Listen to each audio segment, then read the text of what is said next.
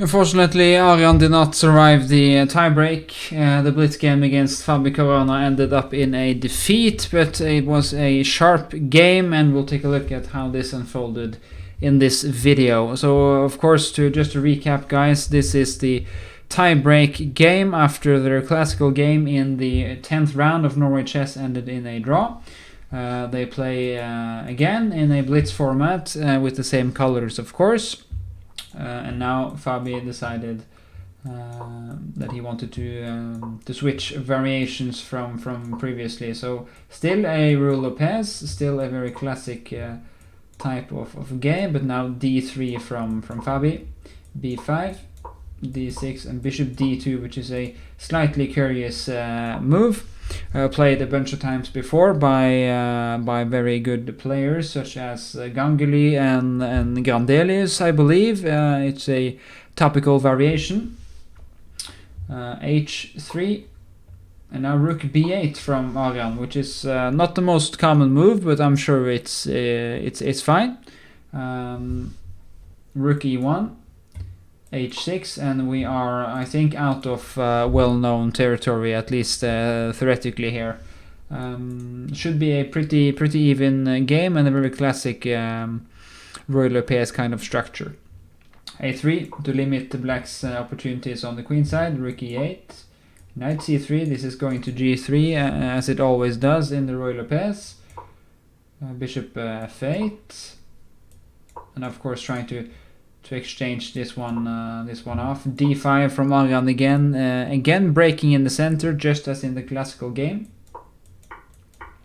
Decided to exchange on b3. Of course, this is a slightly wrecked pawn structure for Fabi, but also an open c-file, so it's a trade-off he was comfortable with. Knight d4 takes with the pawn. And after b4, knight d7, I believe black is doing okay. I mean, I would probably prefer to play with the white pieces here, as you have a majority on the king side, which looks easier to handle. And this pawn looks slightly weak, because c5 is never a real support, because white can just exchange it off. So I would probably prefer white here, but black's position is okay according to the computer. Bishop f4 from Fabi, rook c8 to play c5,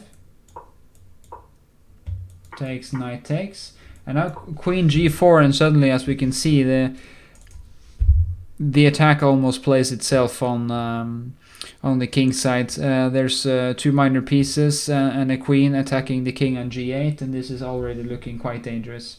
So king h8, e5, knight e6, knight f5, rook c2, going for some counter play on the queen side. However, this is not something black is in time to achieve, because now Fabi plays knight d6, and this pawn supported by the bishop and f4 is super annoying, really limits black's possibilities, this pawn. Queen f6, bishop g3, which is a normal move, protecting the bishop and protecting on f2.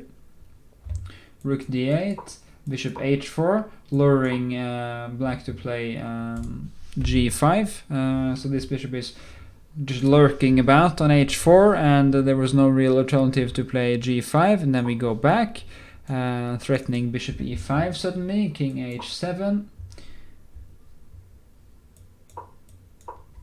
queen g6, of course, stopping the check and protecting on c2, important move. But now queen b7, and as we can see, this rook on c2 hasn't even gotten to taking on b2 yet, even though that was the plan almost 10 moves ago, I believe. But now white is really closing in on a win here, because this bishop is just so powerful, supported by this pawn, and white's initiative is starting to get out of control. Now Arian decides to play rook b2, understandably.